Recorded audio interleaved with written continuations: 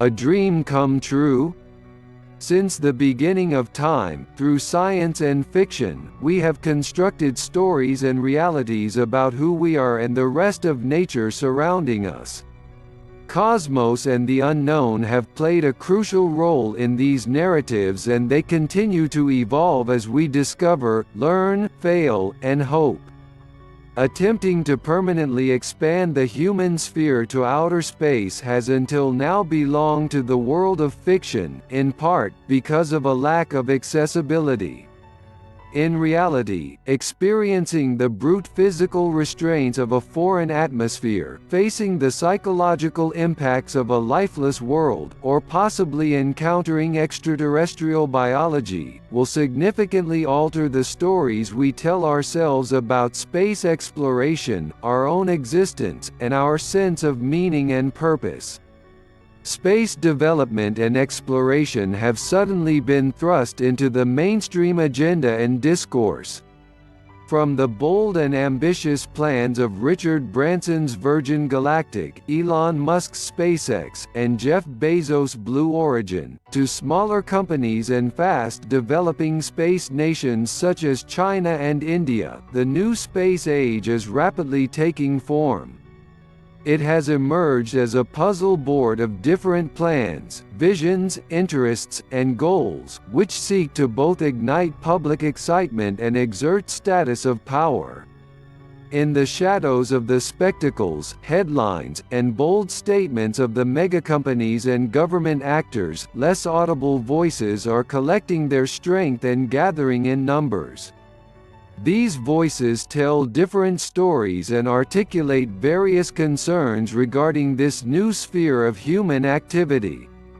By reflecting upon social, political, legal, environmental and ethical challenges that this may entail, these collective voices make up young and evolving fields such as space ethics and global space governance. Space ethics generally aims to broaden the conversation about the potential of space for humankind and Earth's life, while global space governance seeks to systematize some of these concerns into discussions about how these new activities and their promoters should be organized and governed. In light of projected transformations as a result of global events, the characterization of the new space age as including an increased number of diverse space actors around the world, digitalization, and global interaction between governments, the private sector, society, and politics, is more important than ever. This leads to a fundamental question: can existing institutions and value systems balance the divergent interests, while safeguarding the common good in the long term? To recognize the importance of this question means to contribute to maturing the public conversation regarding both a, the emergence of large-scale development in space, and b, the governance regimes in place. By providing a broader, more ethical perspective that considers intergenerationality and transdisciplinarity, potential development in space could reflect a rationale of actually improving the conditions of and for Earth's civilization and its members. We put forth this broader perspective by focusing on the following 7 transformative issue areas currently evolving in response to the new space age: a confusion of time. When talking about Mars, the Moon, or space colonies in the same breath, are we mixing up different time scales? The narrative of the past and present. What are the dangers of expanding old ideologies and value systems into our space future? A question of purpose. What do we want to do in space and why? And who is going to benefit? The value of a rock. Is the social and intrinsic value of the objects in our solar system as important as profit in determining benefit? Nature in space. Is the Moon a dead ball of rock, or is it a pristine manifestation of nature? Did Mars fail because it is not Earth? And what is the difference between Mount Everest on Earth and Mount Olympus on Mars? Sustainability in space. Does outer space offer a way out of the sustainability conundrum? Or should we be applying principles of sustainability to space activities? The Wild West analogy. How should the legal and ethical requirements of international consultations, before proceeding with potentially harmful activities, be enforced? Issue 1. The confusion of time. First of all, it should be pointed out that the various plans, visions, and debates flourishing in both media and scientific journals these days operate over a significant time span. This ranges from current and near-term missions to the near-Earth environment, to the Moon and Mars, with primarily scientific and initial development objectives, to middle-term missions of more permanent human establishments in space. Finally, we have the long-term future with possibilities such as interstellar traveling, radically evolved and/or engineered sapiens, planet Earth becoming uninhabitable, and our planet's eventual downfall. The mixing up of timescales, within the same conversation, leads to confusion. It is important that we pay attention to these different time scales when we discuss coming undertakings in space, as they tend to obscure the conversations necessary for the furthering of productive processes towards reaching concrete suggestions, conclusions, strategies, principles, and policies in regard to political, legal, social, and ethical challenges. For instance, questions of property rights, sovereignty, and nation-states versus private corporations may look very different in a longer-term scenario several hundred years from now, versus a near-term scenario of the next 50 years where initial human activities in space will be much more entangled with current socio-political and economic structures on Earth, and where a clear case is not yet made for the benefits to be garnered from a potential in-space economy. The contemplations presented in this article primarily refer to near and middle-term efforts in space. Issue 2. A narrative of the past and present. Secondly, there is a heated debate in this sphere between the use of terms such as space colonization and colonizing Mars, and that of settlement.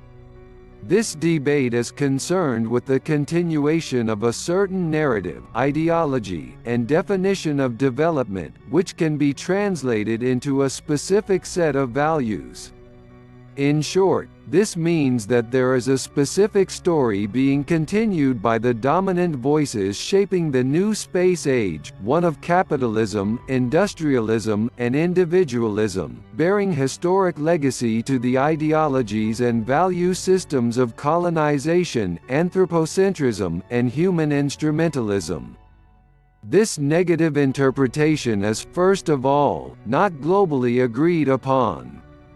Secondly, the argument stands that the proceeds of these notions have brought the global world to its current state both in terms of immensely rapid economic growth, technological innovation, and scientific progress, at the same time as igniting immense issues of inequality, social injustice, and environmental destruction. All these issues are wrapped up in a sort of cost-benefit analysis which justifies these practices for what is considered a greater net benefit, in other words, a specific definition of development that determines benefit from the lens of a few dominant actors most able to assert their needs, desires, and self-determined rights. This lens is not necessarily the desired or wise one for the advancement of a civilizational step beyond Earth, where nationalism and elitist models of governance will prove ineffective in an environment where these superficial borders do not exist. On the contrary, many argue that the new space age should, being the foremost manifestation of human accomplishment, represent progressive values of diversity, social justice, environmental wisdom, etc., rather than repeating old habits, mirroring the past, and generally taking the form of an exclusive, elitist project. In a context of development in space, it is therefore important to actively define the threat of a rebirth of these old ideals, both in terms of which values are being promoted, and ensuring active and ongoing dialogue with other nations and actors entering the stage whom may hold different ideologies, values, and definitions of development. Issue 3. The greater purpose. The above touches upon an underlying philosophical question which the neoliberal definition of development tends to downplay by placing the goal of increasing profit and growth as its priorities, namely, what is the greater purpose of the particular activity proposed in space, such as resource extraction.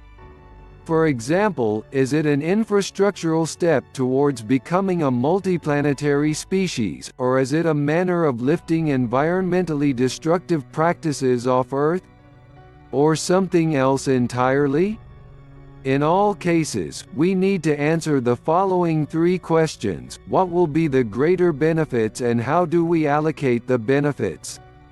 Should we leave the planning and development to the private sector, or should limited government resources be used towards these goals? In the first instance, equitable allocation of benefits is complex. It is through ensuring diversity and inclusion that the most optimal solutions can be found to address this challenge. Secondly, from a governance perspective, some academics argue that private business models do not work due to various uncertainties, in particular the length of time with no expected revenues. Instead, the private-public partnership model is proposed, provided successful completion of a prospecting mission is undertaken by government. In essence, government must make the first move. The case must, therefore, be made for how this is in the public interest. Governments have historically been weak at articulating an effective and expansive case for space. These same authors, therefore, argue that prospecting missions on the Moon by governments should occur if and only if their return exceeds the opportunity costs, where returns are based on expectations of higher revenues such as taxes, higher employment, and growth. Presumably, efforts must be made to ensure that this will result in a fair distribution in the community. It is much more likely that, left unchecked and with no sustainability plan, resource extraction in space with the purpose of adding to Earth's economy, will significantly increase the already immense gap between rich and poor, and rather add to global problems of social inequality and injustice. Issue 4. The value of a rock. Another related point, and one in regard to space mining and resource extraction, in particular, is that asteroids and comets potentially hold a variety of materials, including the building blocks of life. This means that beyond economic value, which has become an increasingly popular manner by which to evaluate smaller celestial bodies due to their richness in metals and other materials, they also hold great scientific and social value, and possibly also intrinsic value. This begs the question of the philosophical justification for protection of celestial bodies, that goes beyond the justifications made under planetary protection principles and guidelines. From a governance perspective, is the COSPAR-developed policy still the best-in-class guidance? NASA 2019 updates are still regarded as the ideal model. In the scenario that we should discover a comet or asteroid which contains microbiological life, many would argue that it comparatively would be much more important to preserve and study this life, than to contaminate it or destroy it in order to extract some other resource that celestial body may hold, for economic profit. The argument for scientific value, however, applies regardless of the presence of life. Issue 5. Nature in space. This leads us to a historically reflective perspective on human expansion into space, provided, in part, by environmental philosophy. Environmental considerations in space are gaining increased attention, both in light of our current environmental situation on Earth and our current and coming activity in space. For example, there are evolving ethical and governance discussions around the interpretation of the legality of creating, or not remediating, space junk in the near-Earth environment, around the protection of space environments from harmful contamination and what is allowed under Article 9 of the Outer Space Treaty (OST), around the conservation of space environments for future generations, and around the possibly intrinsic value of places in space, as represented through the development of protected zones. While environmental ethics for Earth are greatly useful in these debates, outer space poses a slightly different ethical terrain with its abiotic environments, high levels of uncertainty, and intrinsically hostile to humans' environments. These various ethical scenarios thus comprise the abiotic environments in themselves, interference from terrestrial life, the possibility of simple, microbiological, extraterrestrial life, and the encounter between such life and terrestrial life. To encounter what is in terms of what is not, draws on a sense of lack, of something not being present, but what is there can also be considered remarkable in its own right. For example, objects and places in space are often talked about as hostile, merciless, and hellish. We characterize that which is unfamiliar to us as dead. To transcend this human tendency for an Earth and life bias, some argue for planetary protection to be expanded to address other forms of harmful contamination beyond biological and organic character. It is also worth pointing out that we are not in a position to fully know what might be worth protecting in space. An often cited source for the justification of intrinsic value in abiotic environments and a response to the human-biased position is Holmes Rolston's naturalistic and cosmically oriented ethic. These other places are not places that failed. Nature never fails. Nature only succeeds more or less with its projective integrity. We ought not condemn Mars because it failed to be Earth, although we may value it less than Earth.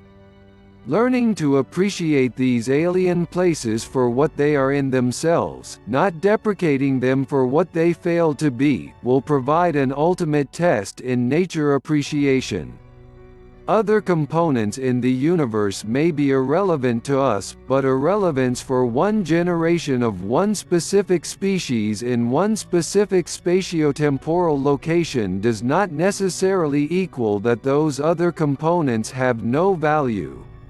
Such a cosmic perspective on value derives from a notion that there is value wherever there is positive creativity. It is productive power, not merely experiential power, that produces value. This means that as all elevated forms, such as life, have come out of these non-living but active parts of nature, a distinct separation is not possible.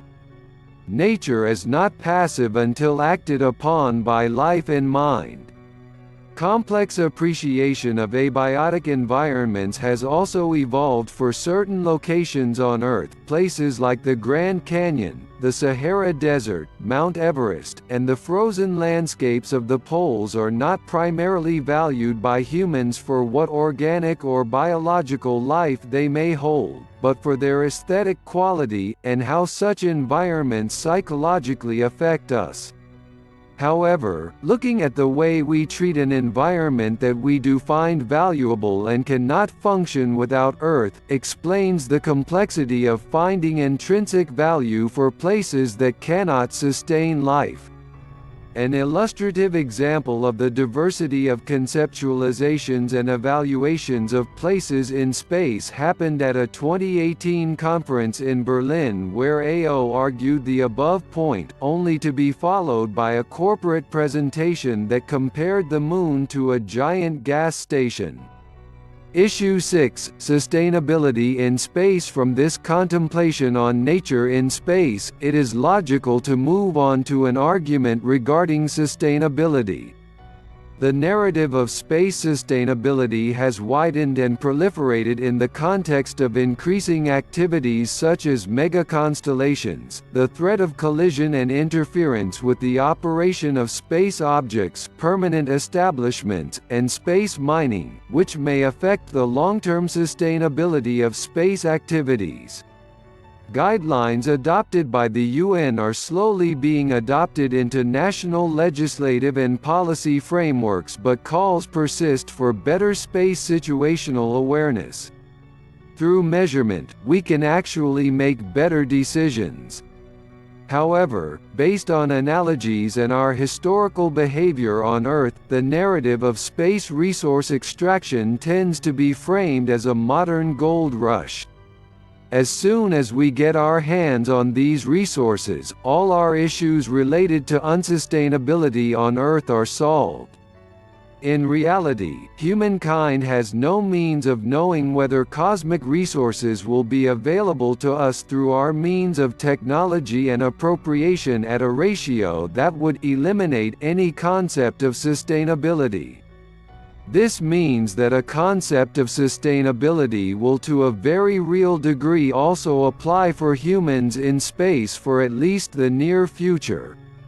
Even if a concept of sustainability would never apply to the universe itself, it certainly applies to us in our current form and thus our activities. Henceforth, sustainability in space will be relevant to us, even if sustainability would not apply to space itself.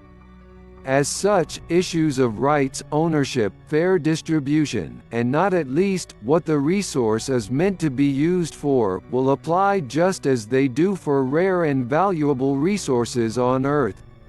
To give a banal and purely hypothetical example, if one company wants to extract water from an asteroid to aid the millions of people without access to clean drinking water on Earth, while another wants to extract the same water to produce rocket fuel for private spaceships for wealthy space tourists, then it should be clear to most that the latter is comparatively less important by ethical consideration.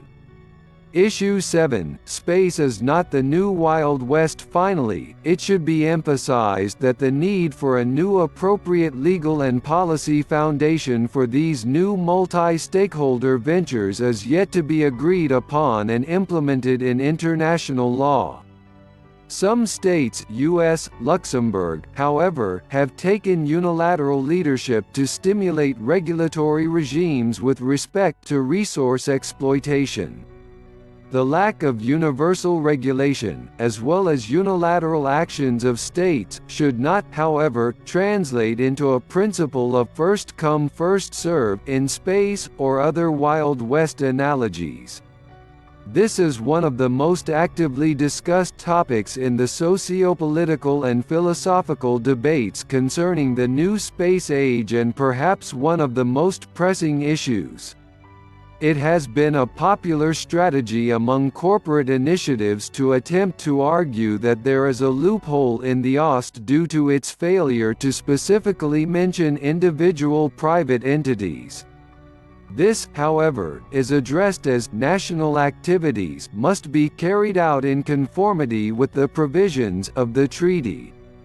Two examples of novel activity in space which illustrates the limits of the legal and ethical frameworks, or the challenge of balancing competing interests, are the Starlink project of Elon Musk's company, SpaceX, and the tardigrade incident by the Arch Mission Foundation, both events of 2019.